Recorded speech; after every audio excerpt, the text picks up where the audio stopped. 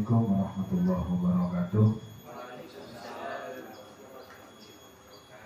Yang kami hormati Ibu Pengawas PKSD Kecamatan Pemenangan di Gugus 3, kami Ibu Nur Hasanah SPDSD.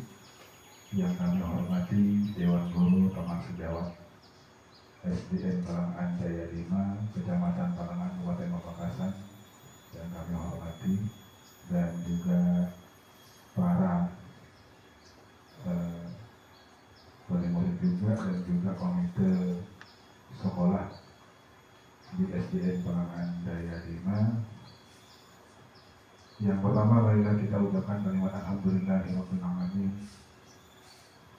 Rahmat dan hidayah beliau telah dicurahkan kepada kita sehingga bisa dapat bermujalasah, dapat bertatap muka dalam rangka observasi kepala sekolah dengan harapan menjadi nilai-nilai ibadah oleh Allah Subhanahu wa Ta'ala. Kedua kalinya salawat dan salam semoga bercurah limpahkan kepada Nabi besar Muhammad sallallahu alaihi wasallam, yang mana beliau menangis kita dari alam jahiliyah menuju alam ilmiah seperti yang kita rasakan, dengan harapan titisan syafaat beliau menjadi kita senantiasa lebih baik di dunia maupun di akhirat. Amin Allahumma amin. Selanjutnya, saya sebagai kepala sekolah SDN Pelangan Jaya 5 yaitu dalam praktek kinerja, dan saya akan memilih indikator yang dipilih adalah refleksi pengelolaan kurikulum satuan pendidikan di SD Negeri Pelangan Jaya 5. Jadi ini adalah indikator yang saya pilih di praktek kinerja saya di Pelangan. Oke, seperti apa sih kurikulum? Lanjut Pak. Lanjut. Daftar isinya adalah pengertian kurikulum, nantinya akan dijelaskan. Yang kedua, alasan pentingnya refleksi kurikulum. Dan yang ketiga, manfaat refleksi kurikulum. Nomor 4, langkah-langkah refleksi kurikulum. Dan kemudian rapor pendidikan, kemudian metodologi, dan yang ketujuh rencana program. Nomor 8, hasil refleksi, dan yang terakhir adalah penutup. Itu. Lanjut. Apa itu kurikulum? Kurikulum adalah panduan utama dalam proses pembelajaran di sekolah. Melalui kurikulum, siswa dapat memperoleh pengetahuan dan keterampilan yang diperlukan untuk menghadapi tantangan di dunia nyata. Karena sekarang dari zaman ke zaman itu berbeda. Kalau dulu, kalau mau nonton TV mungkin di Kecamatan Pelangan 1, itu warnanya hitam putih, hanya TVRI. Sekarang dunia sudah berubah, TV ada di genggaman kita. Jadi otomatis secara keseluruhan sekarang adalah sesuai dengan zamannya, sesuai dengan konteks alam dan zamannya, maka disesuaikan dengan keadaan zaman yang sekarang. Sehingga tantangan-tantangan yang harus kita hadapi sekarang ini digitalisasi, HP termasuknya, jadi ada di genggaman. Jadi bagaimana kita nyampe pelajaran, seluruh metode-metode yang ada kita kembangkan, baik secara alam, secara daring, kemudian metode-metode yang lainnya seperti dalam kelas dan semacamnya. Oleh karena itu penting sekali pengajar dan pembuat kurikulum untuk secara terus-menerus merefleksi dan memperbaharui kekurangan yang ada. Jadi setiap ada kekurangan-kekurangan, maka kita harus memperbaharui, sesuaikan dengan keadaan alam sekitar di sekolah kita. Nah, jadi adalah pertanian, misalkan dengan media-media pembelajarannya nggak apa-apa langsung ke kebun, langsung ke lapangan, atau langsung berhubungan dengan si petani tentang kalau IPAS atau IPA tentang tumbuh-tumbuhan misalkan. Jadi harus disesuaikan dengan zaman dan keadaan sekolah di sekitar kita kurikulum. Lanjut Pak. Mengapa penting melakukan refleksi kurikulum? Ini, refleksi kurikulum adalah proses evaluasi dan perubahan kurikulum berdasarkan pengalaman dan pengetahuan terbaru. Melalui refleksi kurikulum, kita dapat memastikan bahwa kurikulum tetap relevan dan efektif dalam mempersiapkan siswa untuk masa depan. Sudah jelas? Jadi nantinya kalau misalkan disesuaikan dengan keadaan sama, keadaan alam sekitar, maka lebih mudah.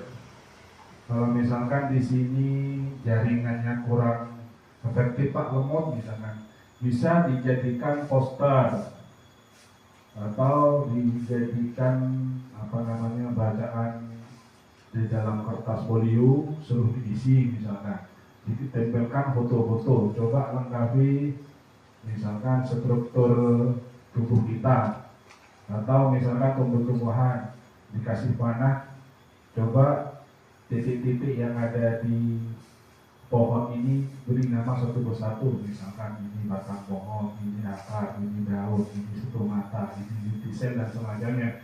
Jadi diolah sehingga nantinya murid tidak bosan-bosan untuk belajar.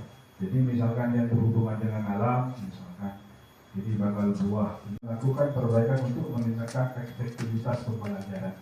Kelemahannya biasanya kalau misalkan daerah perkotaan itu di bagian tumbuh-tumbuhan perkebunan misalkan.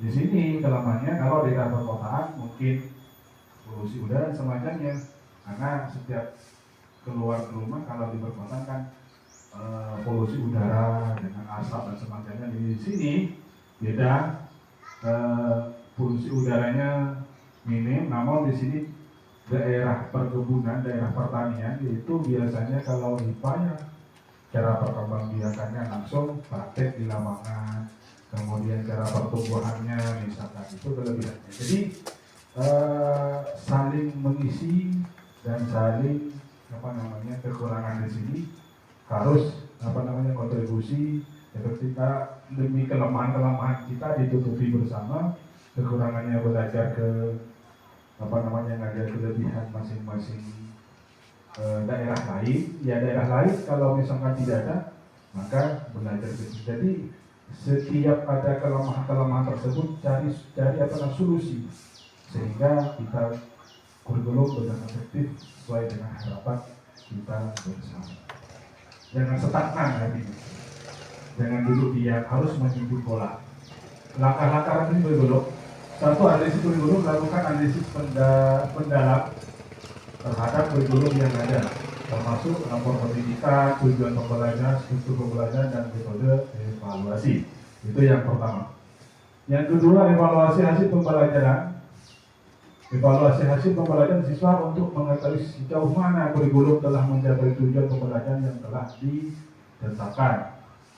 Jadi diadakan misalkan setelah selesai tuntas dari bab ini diadakan ujian, misalkan ada pertanyaan, suruh tulis tugas dari hasil pembelajaran hari ini. Kenapa tidak harus banyak sih sebenarnya? Penting mencakup dari semua aspek yang dibahas pada bab tersebut. Dijadikan 5 soal, 10 soal misalkan.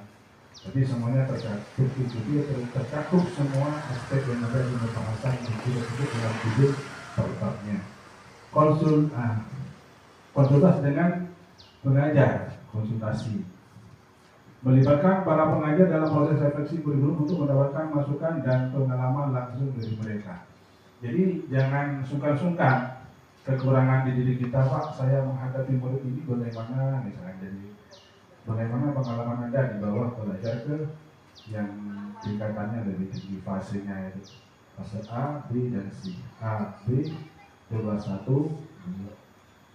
Kemudian fase A, fase B, kelas 3 dan kelas 4, fase C adalah kelas 5 dan kelas 6. Jangan berhenti, artinya jangan malu-malu, jangan suka. Jadi evaluasi diri, konsultasi dengan teman sejawat. Gimana Pak, ini pelajaran tidak tuntas. Kalau misalkan dari kelas 1 tidak tuntas, maka dipasrahkan ke kelas 2, Pak, pelajaran ini yang namanya ini tidak tuntas, mohon untuk dilanjutkan. Oke. Di kelas 3, kelas 4 sama seperti itu. Atau di kelas 4, kelas 5 mau naik ke kelas 6, maka konsultasi Pak, yang ini kurang tuntas, kurang fasih, kurang paham di ini, atau mengalami kesulitan di ini Pak, ini menghadapi murid yang bandel, misalkan bagaimana solusinya? Pasti ada lah setiap lembaga. Jadi solusinya bagaimana, nanti kita pecahkan bersama. Sepengalaman saya Pak waktu itu misalkan, karena sekarang berubah, tidak boleh menghukum. Misalkan suruh post up berapa kali, suruh keliling lapangan, suruh berdiri kaki satu, seperti itu. Tidak boleh menghukum. Kenapa? Akibatnya akan menjadi pendendam bagi lu cok, bahasa Madura ya, ibu uang kaki sepatu. Atau nanti kalau sepatunya dijemur mau dibuang misalnya, atau mengakibatkan ke temannya, akan mengakibatkan yang itu tidak dihukum, saya dihukum. Pasti akibatnya di dalam kelas membuat keonaran, dijauhkan kah gini dan sebagainya. Atau jadi pemalas, apa saya terlambat nanti dihukum, akibatnya saya keliling sekolah malu, saya akibatnya down, sehingga pendidikan tidak bisa berjalan secara efektif terhadap anak tersebut. Bagaimana caranya? Adalah menjadi manajer sebagai guru atau sebagai mana jadi manajer. Manajer bagaimana? Tanyakan kenapa sampai lambat hari ini, karena saya bangunnya terlalu kesiangan. Oh gitu. Kenapa nak kok kesiangan? Karena tadi malam belajar terlalu malam. Nah, oh caranya bagaimana untuk bangun lebih pagi lagi, lebih cepat? Ya mungkin belajarnya agak jam 8 sampai jam 9 Bapak, Ibu.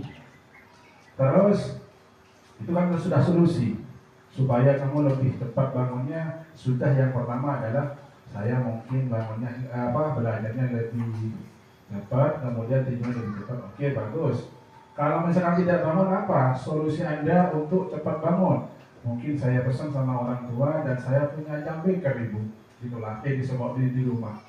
Jadi saya fungsikan nanti jam beker saya itu bangunnya jam 5 saya akan dibunyikan, atau ibu saya yang akan membangunkan. Nah seperti itu kan, punya jawaban tersendiri, intrinsik namanya. Kalau selanjutnya sudah ada 2 jawaban dari murid tersebut.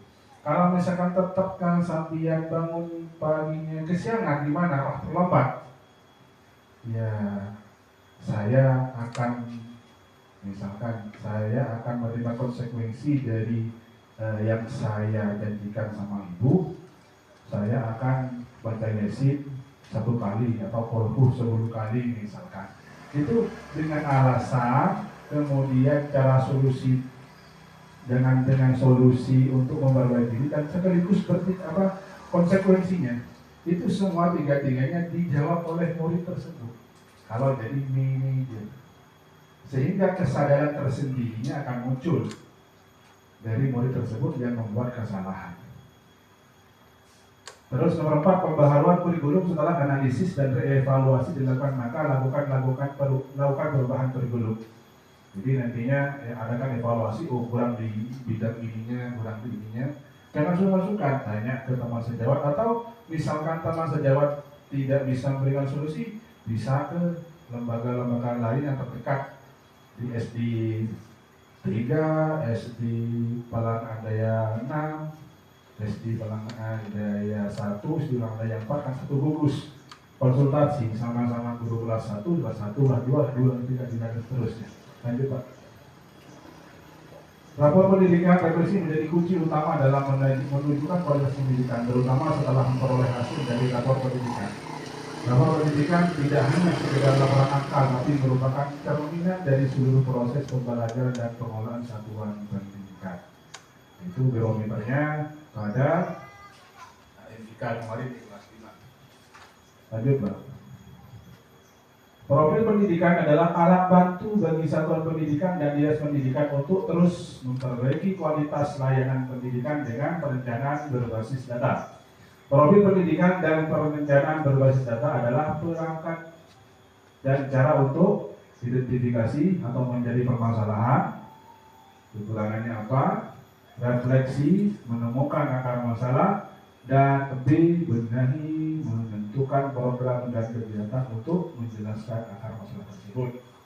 Kemudian untuk larangannya, profil pendidikan dan perencanaan berbasis data bukanlah perangkat dan cara untuk satu menghukum dan menjadi siapa yang salah. Tidak boleh, kamu ini belajarnya nah, jadi jangan menyamakan. Jadi kita lah yang pertama menjadi akar masalah. Anak ini sukanya main menggambar. Jadi gambarnya itu diselisihkan pendidikan. Oh, ini kakinya ada berapa? Ada 2. Ditulis anunya apa? Diwarnai misalkan. Oh, tangannya ada berapa jarinya di tangan? Ada 10. Oh, diwarnai. Kalau warnanya kulit apa? Coklat. Terus memberikan satuan pendidikan dan daerah. Artinya gini,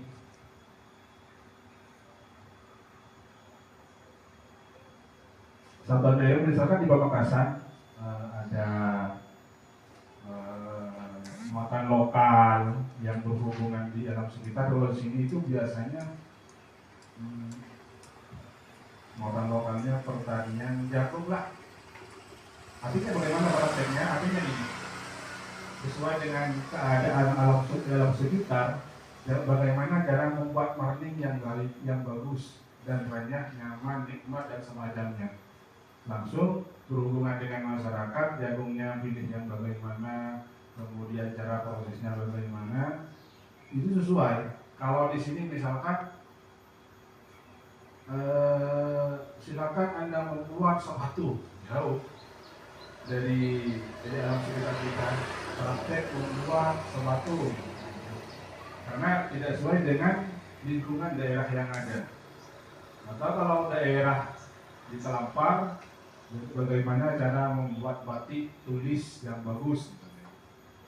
Kemudian membandingkan capaian, itu tidak boleh juga. Lihat tuh teman kamu si A, nilainya A terus, itu anak yang nanti dot kemudian akan menjadi pendendam kepada sang guru core lah, guru buang lah, si bagus nilainya itu jadi pendendam anak tersebut.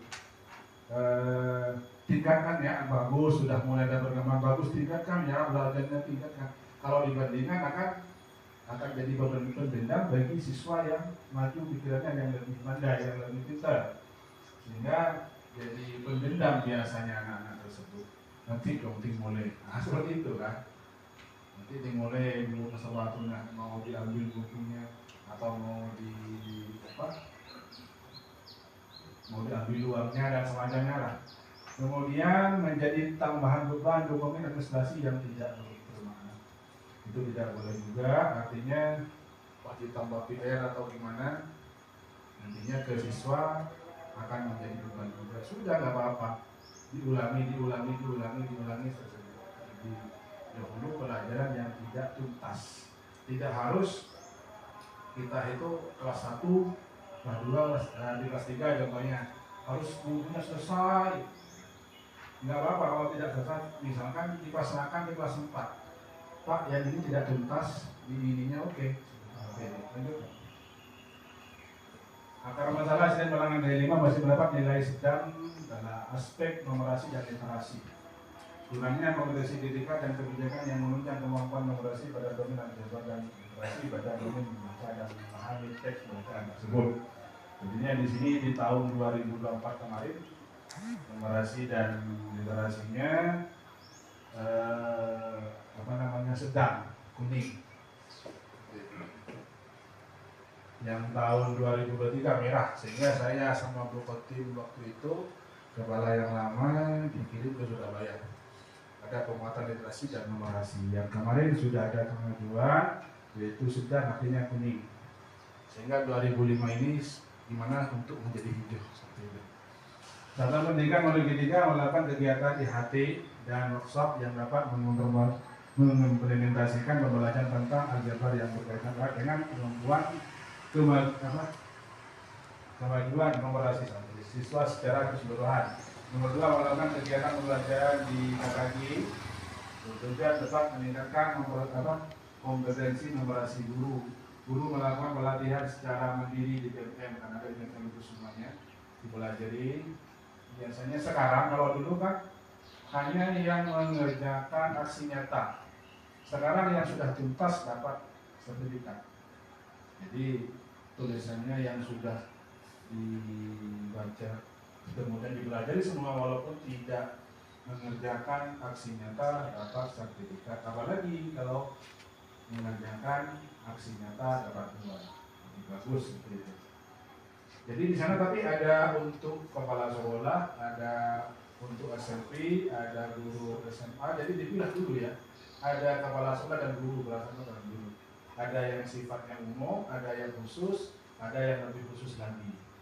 Jadi dilihat dulu, kalau jadi untuk SMA lain, SMK lain. Kemudian untuk nomor 4 menggunakan soal-soal numerasi yang membutuhkan penarahan pada setiap jenjang pada 9 kelas untuk semua jenis matematika misalnya. Jadi penalaran, artinya tidak stagnan pada buku yang ada.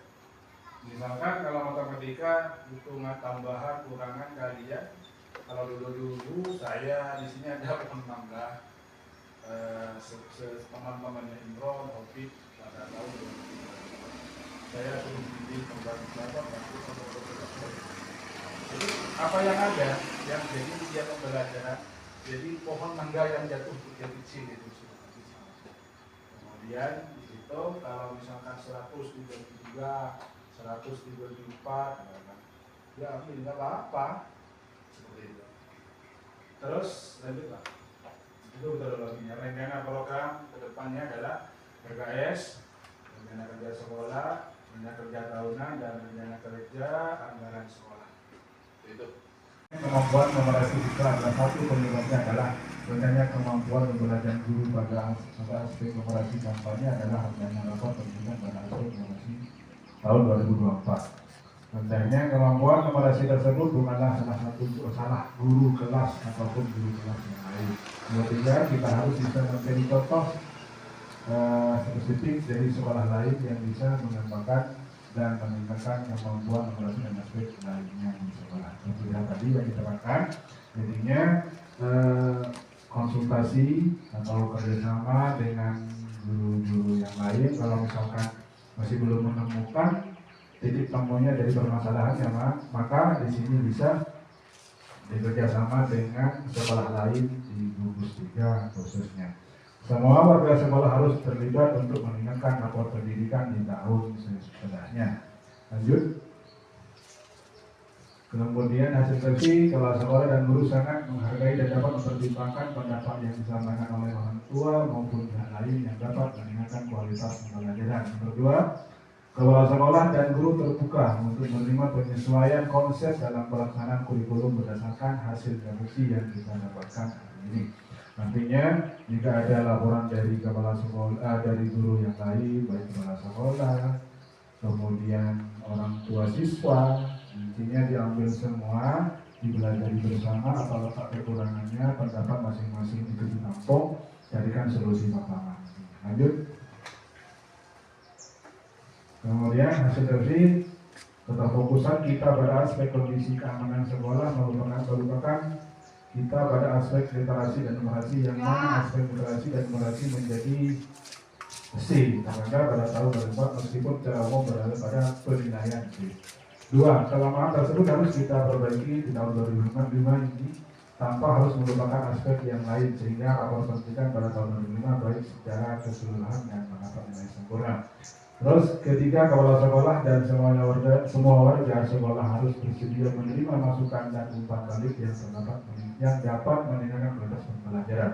Jadi keterbukaan ibarat kelas kosong, jadi semuanya ditampung semua. Artinya dari wali murid, wali komite, teman-teman sejawat, nantinya masukannya ditampung semua, cari solusi bersama mana yang terbaik, nantinya kita ambil. Lanjut. Oke, sekarang membuka pertanyaan dari hasil presentasi tadi. Dipersilakan untuk yang mau bertanya. Pak Murid, dipersilakan. bisa pakai. Assalamualaikum warahmatullahi wabarakatuh. Waalaikumsalam. Mohon izin Ibu Pengawas, saya mau bertanya ke Bapak Kepala Sekolah, bagaimana cara memastikan kurikulum yang dianggap reflektif di sekolah kita? Terima kasih. Sekian dan terima kasih. Oke, buka slide selanjutnya, Pak. Bagaimana yang dia supaya kurikulum yang reflektif di sekolah kita. Terus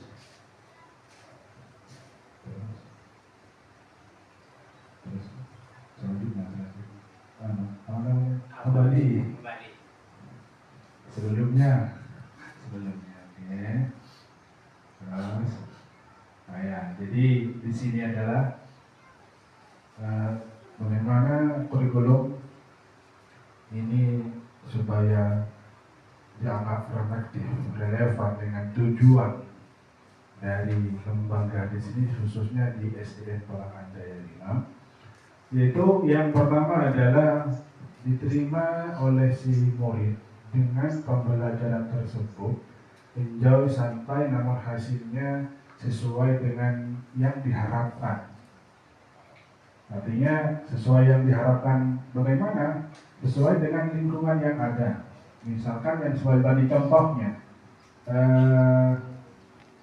IPAS, contohnya ilmu pengetahuan alam, kemudian langsung medianya langsung pada sekitar adalah pertanian, perkebunan, baik padi, cabai, bayam, kemudian jagung, bawang dan semacamnya, sehingga dia menyatu dengan lingkungan yang ada dan diterima, dan kemudian kurikulum tersebut sesuai dengan harapan murid. Artinya relevan dengan yang diinginkan, enjoy dalam pelajarannya, diterima pelajarannya, kemudian secara belajarnya itu enjoy, kemudian hasil dari penerapan tersebut mengerti, dan juga murid tersebut dalam penerimaan kurikulum itu tidak tegang atau tidak sulit dalam menerima pembelajaran tersebut. Makanya saya tadi sesuaikan dengan lingkungan yang ada seperti tadi.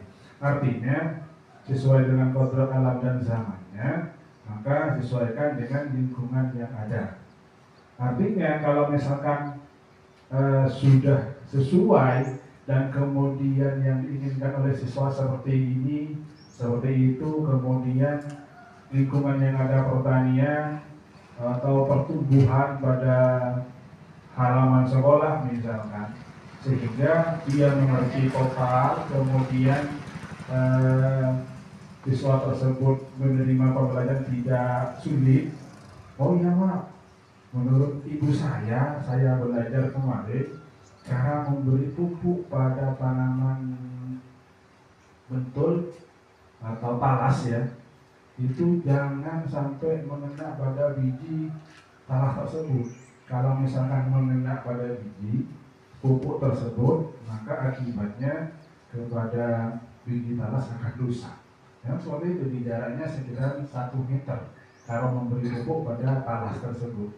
Jadi 2 meter biasanya dikasih tengah-tengahnya. Kalau langsung pada akar bijinya itu akan rusak. Kalau beda dengan tumbuhan yang berakar seperti pohon mangga, pohon rambutan, langsung digaris pada itu sudah mengerti sesuai dengan kodrat alamnya. Kalau misalkan di sini coba anak-anak besok ditugaskan membuat sepatu, relevan apa enggak? Tidak kan? Karena di sini keadaan memberi sepatu. Kalau di Sidoarjo mungkin karena di sana konveksinya. Jadi anak-anak kecil sudah di sana itu sudah membuat sandal, sudah membuat sepatu atau refleksi sepatu seperti gantungan kunci gitu dijual di sana.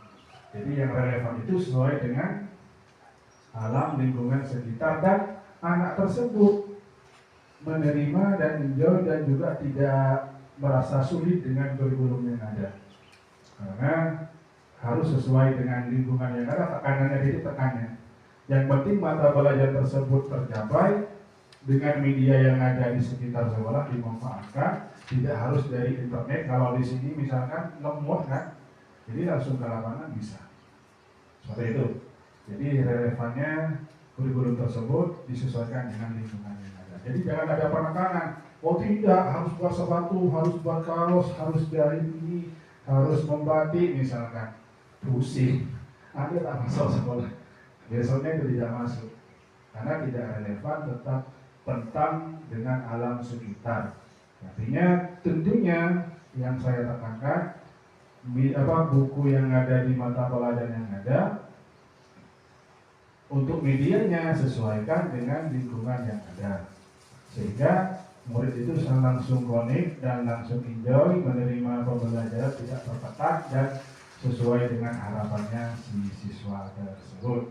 Itu nantinya relevan, dan kemudian hasilnya nantinya setelah selesai maka dijadikan soal harian lah, soal mingguan, dan juga dijadikan praktek langsung pada siswa tersebut. Contohnya cara kalau di sini kan singkong, tenggang kalau bahasa Madura, dibuat cara menjadi singkong, cara menanam singkong yang baik, tidak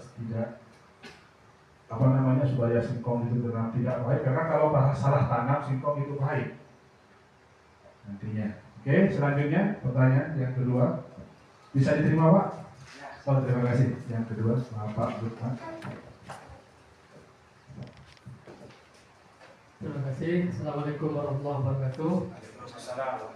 Pertanyaan saya, dari beberapa proses menyusun kurikulum ini tentu sudah melalui proses evaluasi dan refleksi kurikulum tersebut sendiri. Namun tentu mesti ada kelemahan ya daripada kurikulum itu terhadap lingkungan sini. Jadi meskipun sudah direfleksi sebaik mungkin, pertanyaannya adalah sejauh mana kelemahan yang Bapak temukan terhadap lingkungan atau kondisi yang ada di sekolah ini, Pak. Terima kasih.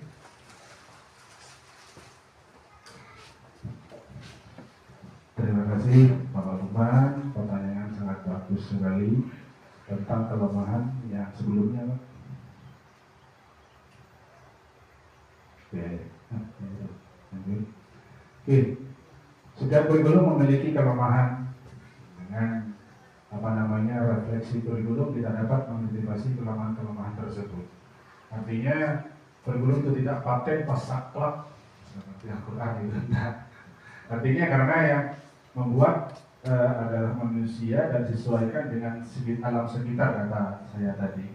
Kelemahannya kalau di sini yaitu adalah kurangnya literasi dan memorasinya. Karena titik tekannya dia ada mindset pola pikir kita semua. Saya dulu pernah seperti itu.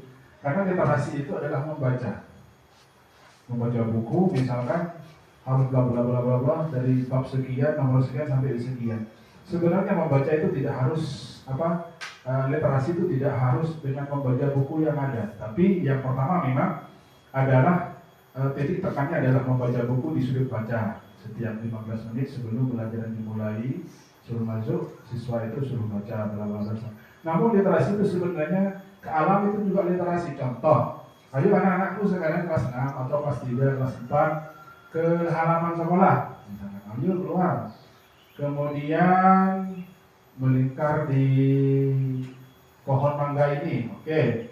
Bawa buku semua, disuruh bawa buku. Kemudian terus amatilah pohon mangga tersebut, apa warna daun mangga? Hijau. Literasi emang enggak? Literasi. Tanpa harus membaca buku, dia sudah membaca di pola pikir mereka. Kemudian pohon mangga ini berakar apa enggak? Berakar. Kemudian bagaimana cara makan dan minumnya bertepatan dengan ciri-ciri makhluk hidup misalnya. Mata pelajarannya. Bagaimana cara makan minumnya pohon mangga ini? Jadi menandai dan sebuah mata. Kemudian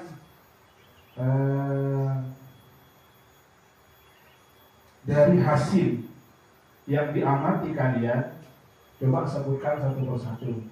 Contohnya, pohon mangga ini dikatakan makhluk hidup, bisa berkembang biak, bisa tumbuh, bisa besar, itu termasuknya. Jadi literasinya di sana. Jadi dimenganalisa dari pola pikirnya mereka sehingga dia dikatakan literasi. Seperti itu. Jadi kelemahannya mungkin kita bersama refleksikan bersama dari setiap kegiatan sekolah. Mungkin nantinya sebelum pelajaran efektif dimulai 15 menit sebelumnya, tak 10 menit suruh baca buku yang disediakan yang ada di pojok atau sudut baca di setiap kelas. Nah, kemudian yang kedua, kalau misalkan bosan untuk siswa membaca buku terus, gak apa-apa dibawa ke halaman sekolah, kemudian seperti mengamati alam sekitar, itu termasuk literasi sebenarnya.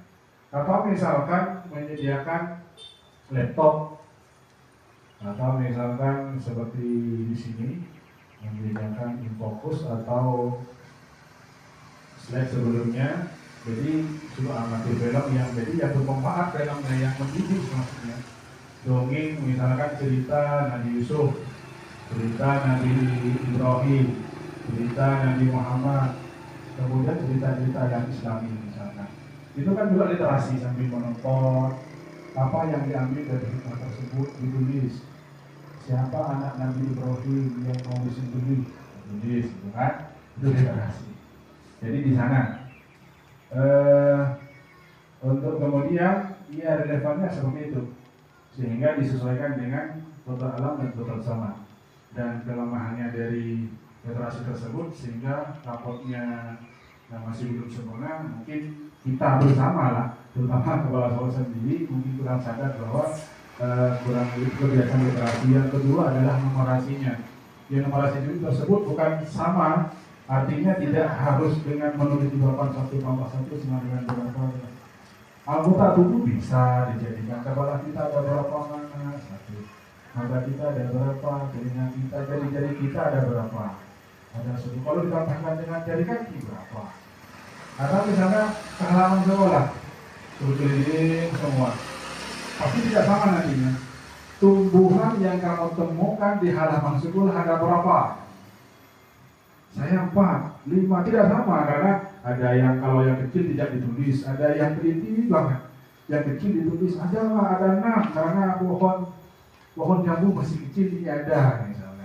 Berbeda-beda pendapat dan berbeda-beda pandangan dan berbeda-beda pikiran. Jadi kelemahan-kelemahan tersebut kita tampung, kita perbaiki bersama, diskusi bersama. Cara memperbaikinya dan efektivitasnya bagaimana kita ke depan, kita musyawarahkan kerjasama yang baik, saling menolong, saling menutupi kekurangannya, saling membantu setiap kesulitan masing-masing, baik dari kelas 1 sampai kelas 6, bagaimana solusi tersebut akan terselesaikan dan pada semester berikutnya tuntas, dan untuk naikkan kelas juga tuntas. Kalau misalnya tidak tuntas pada kelas 4 tersebut, maka bisa dipasrahkan dalam kurikulum merdeka ke kelas selanjutnya.